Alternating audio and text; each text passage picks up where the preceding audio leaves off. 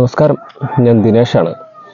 ഇന്ന് അഡീനിയത്തിൻ്റെ ഒരു വളപ്രയോഗ രീതി നിങ്ങൾ കേട്ടിട്ടുള്ള രീതി തന്നെ ഞാൻ ചെയ്യുന്ന രീതി എന്താണെന്ന് പറഞ്ഞു തരുന്നത് കേട്ടോ.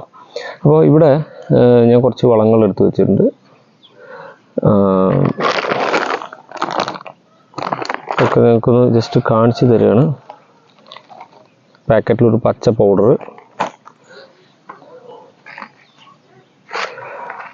ഒരു ചെടി കുഴിച്ചിട്ട് അല്ലെങ്കിൽ വിത്ത് മുളപ്പിച്ച് തയ്യായി വരുന്ന സമയത്ത് എപ്പോഴും ചോദിക്കണം, ക്രമമായി പറഞ്ഞു തരണമെന്ന്. തുടക്കത്തിൽ ചെടിക്ക് വേണ്ടത് കരുത്താണ്, ചെടി വളർച്ചയാണ് വേണ്ടത്. അതിന് നമ്മൾ ഏറ്റവും സാധാരണ കൊടുക്കാൻ പറ്റിയ ഒരു വളം എന്ന് പറയുന്നത് 30-10-10 എന്ന് പറഞ്ഞിട്ട് ഈ ഗ്രീൻ കെയറിൻ്റെയോ മിറാക്കിളിൻ്റെയോ ഒക്കെ ഉണ്ട്. ഇത് 30-10-10 അല്ല, ഇങ്ങനത്തെ വളങ്ങൾ നൈട്രജൻ കണ്ടന്റ് കൂടിയ വളങ്ങൾ കൊടുക്കുക. ഇനി ഇത് പല സ്ഥലത്തും കിട്ടുന്നില്ല എന്ന് പറയുന്നു ഇത്തരം വളങ്ങൾ. അപ്പോൾ അവർക്ക് ലൈറ്റായിട്ട് യൂറിയ കൊടുത്താലും മതി. ലൈറ്റായിട്ട് ഒരു 4-5 മണി യൂറിയ കലക്കിയിട്ട് അത് സ്പ്രേ ചെയ്ത് കൊടുത്താലും മതി.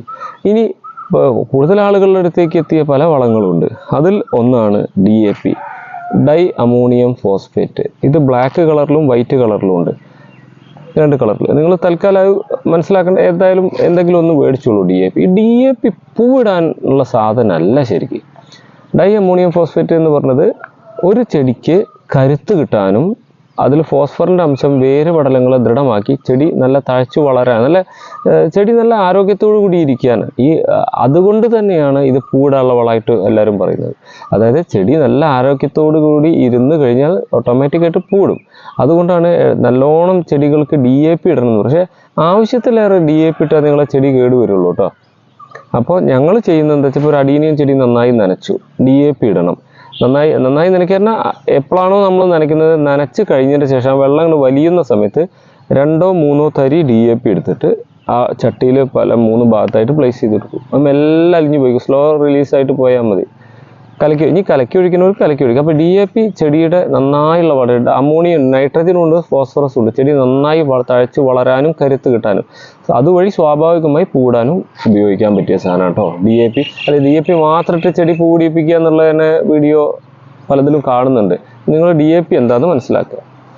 ഇനി മറ്റൊരു വളം കുറച്ചും കൂടി കോസ്റ്റ്ലി ആയിട്ടുള്ളൊരു സാധനമാണ് 19-19-19 എന്നുള്ള പെർസെൻറ്റേജിൽ ഈ വളം. ഇത് 400 രൂപ, 500 രൂപ, 350 രൂപ തൊട്ടിട്ട് വിലയ്ക്ക് ഈ സാധനം കിട്ടും.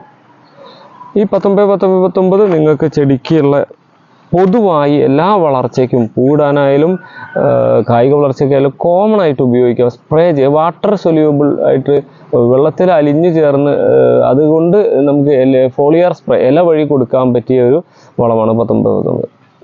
അപ്പോൾ അത് നിങ്ങൾ എന്താ ചെയ്യേണ്ടത് വെച്ചാൽ, ഇതേപോലെ ഒരു 1/4 ടീസ്പൂണൊക്കെ 1 ലിറ്റർ വെള്ളത്തിലേക്ക് എടുത്തിട്ട് ചെടികൾക്ക് നന്നായിട്ട് ആഴ്ചയിൽ 1 തവണയൊക്കെ സ്പ്രേ ചെയ്ത് കൊടുക്കുക. അപ്പോൾ ചെടിക്ക് നല്ലതായി വളർച്ചയും കിട്ടും. പൊതുവായിട്ട് കിട്ടേണ്ട വളങ്ങളാണ്. NPK പെട്ടത് തന്നെയാണ് 19-19.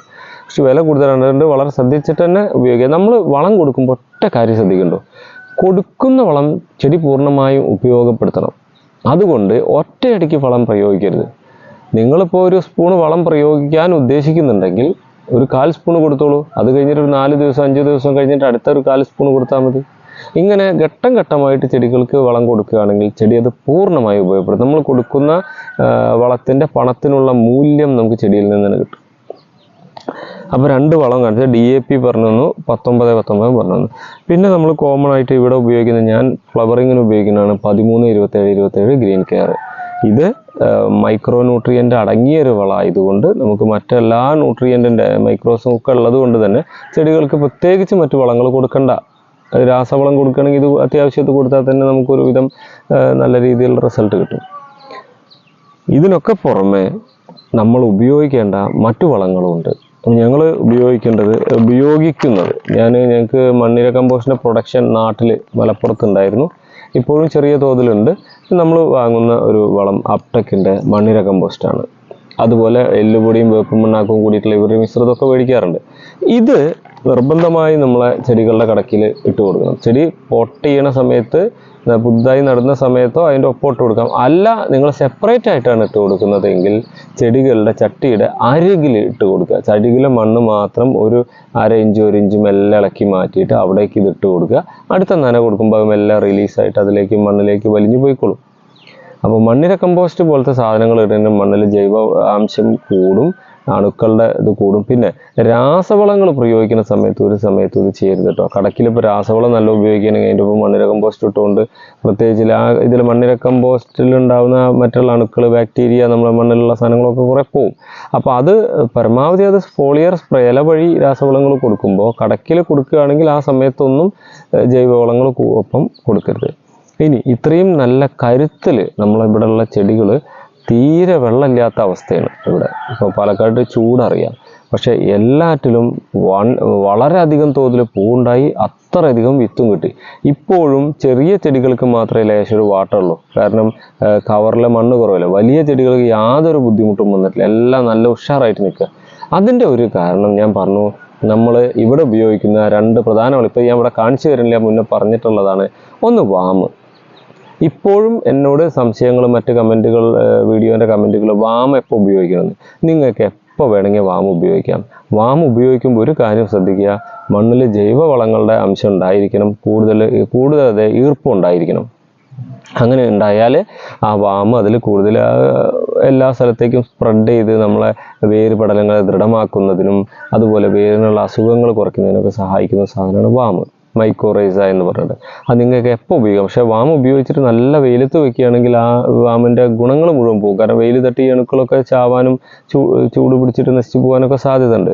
അപ്പോൾ അതുകൊണ്ട് അത് ആ ഇടുന്ന സമയത്ത് തന്നെ അല്പം ഷെയ്ഡിലേക്ക് നീക്കി വെക്കാം. അല്ലെങ്കിൽ ഇതിൻ്റെ ചെടിയുടെ കടക്കിൽ എന്തെങ്കിലും പൊത പോലെ തൽക്കാലം കുറച്ച് ദിവസത്തിന് ഒരു പേപ്പറോ മറ്റോ സാധനങ്ങളോ വിരിച്ചിട്ട് അങ്ങനെ ഇട്ട് കൊടുക്കുക. എന്നാൽ ഡെയിലി എന്നുള്ള പോലെ ചെറിയ തോതിലെങ്കിലും ഈർപ്പം കിട്ടണം.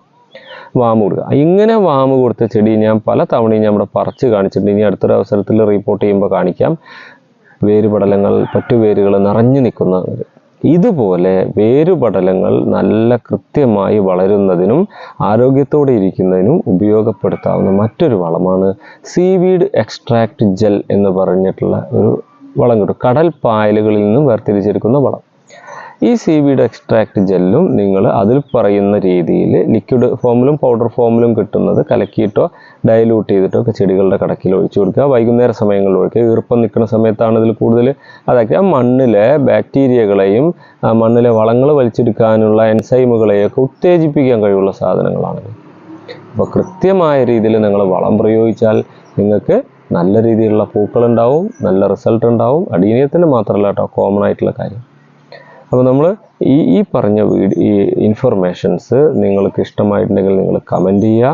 അതുപോലെ ചാനൽ മറ്റുള്ള നിങ്ങളുടെ കൂട്ടുകാരുടെ അടുത്തേക്ക് ചാനലിനെ എത്തിക്കുക, അവരോട് സബ്സ്ക്രൈബ് ചെയ്യാൻ പറയുക. പിന്നെ നിർദ്ദേശങ്ങളൊക്കെ ഉണ്ടെങ്കിൽ നിങ്ങൾ അതേപോലെ ചെയ്തോളൂ. ഇതുകൂടാതെ ഈ വീഡിയോൻ്റെ ഒപ്പം തന്നെ ഇതിൻ്റെ മുന്നത്തെ വീഡിയോകൾക്ക് എന്തെങ്കിലും നിങ്ങൾക്ക് ക്വസ്റ്റ്യൻ ഉണ്ടെങ്കിൽ ഇടാം. പെട്ടെന്ന് മറുപടി തരാൻ പറ്റില്ല എങ്കിലും എൻ്റെ ഫോൺ നമ്പർ ഇതിൻ്റെ ഒപ്പം ഉണ്ടായിരിക്കും. നിങ്ങൾക്ക് സംശയങ്ങൾ വിളിക്കും. 4 മണിക്ക് ശേഷം വൈകുന്നേരം വിളിച്ചിട്ട് നിങ്ങൾക്ക് സംശയങ്ങളുള്ളത് ചോദിക്കാം. കമൻറ്റ് ബോക്സിലിടുന്ന കമൻറ്റുകൾക്ക് ചിലപ്പോൾ നമുക്ക് മുഴുവനായിട്ട് മെസ്സേജ് ഇടാൻ സാധിക്കില്ല. അതുകൊണ്ടാണ് നിങ്ങളോട് വിളിക്കാൻ വന്നത്. വീഡിയോ ഇഷ്ടമായിട്ടുണ്ടെങ്കിൽ നിങ്ങൾ ഇതിൻ്റെ താഴെ തന്നെ കമൻറ്റ് ചെയ്യൂ. Okay, thank you.